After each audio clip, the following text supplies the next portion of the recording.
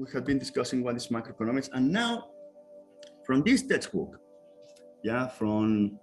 by Dornbusch, when we're analyzing macroeconomics, Dornbusch is talking about three models that actually are three assumptions. And as I mentioned before, actually any textbook about macroeconomics will be useful. By the way, that reminds me something that I would like to show you. Probably you can see my textbook in Russian language when I was preparing your class. So this textbook is by Grasnova, Ala, and Dubna Natalia. And there is something interesting that they mention when they are defining macroeconomics that usually I'm forgetting now to explain. As in your company, as in your firm, you are using accounting, to make decisions, to see what is happening with your company, what do you have, what you should be doing in your company at the individual level.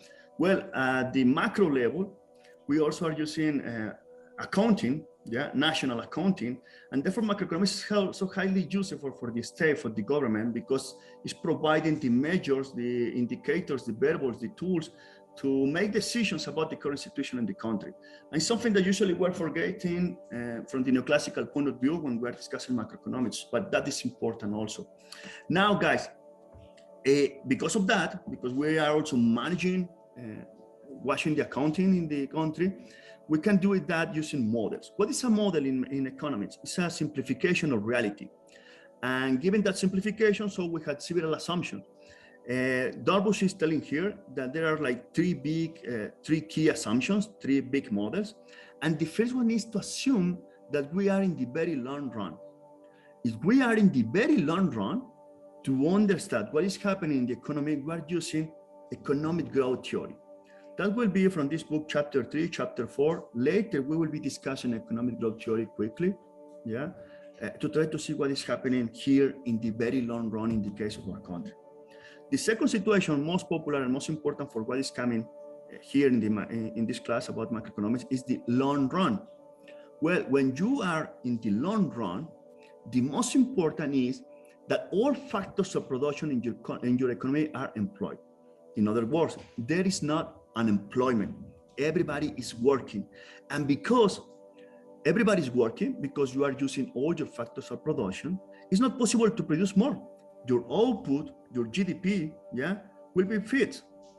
Why? Because given my technology, and given that my factors of production, all factors of production working, there is no unemployment, then I cannot produce more. It could be just in a very in a very short period of time, but later you are coming here compulsory to this level of output, to this level of GDP that will be fit.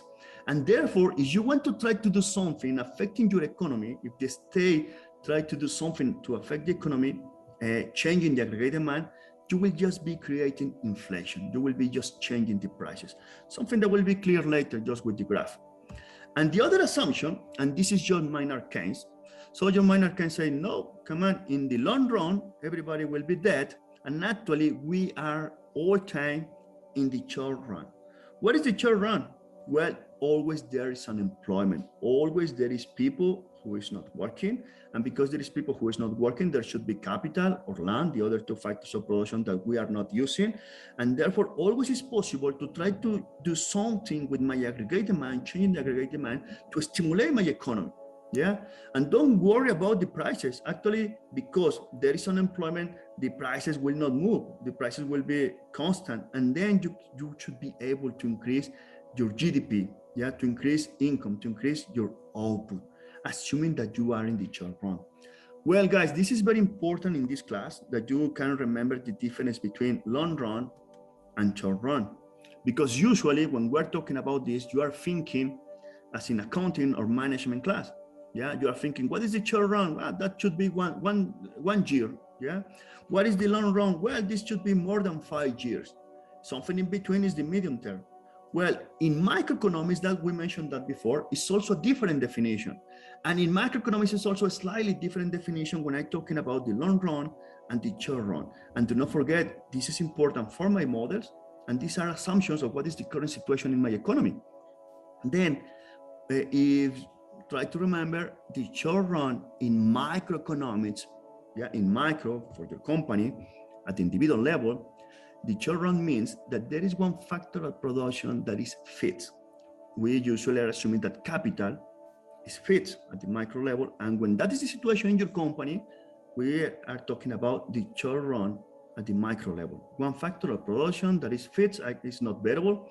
Usually we're thinking that the workers, the labor, is something that is possible to change, that is variable, and therefore when you have labor as a variable but capital as fixed, then you are talking about the short run in microeconomics. The long run in microeconomics means that all factors of production in your company is something that is variable. You can change the amounts of all factors of production in your company. The difference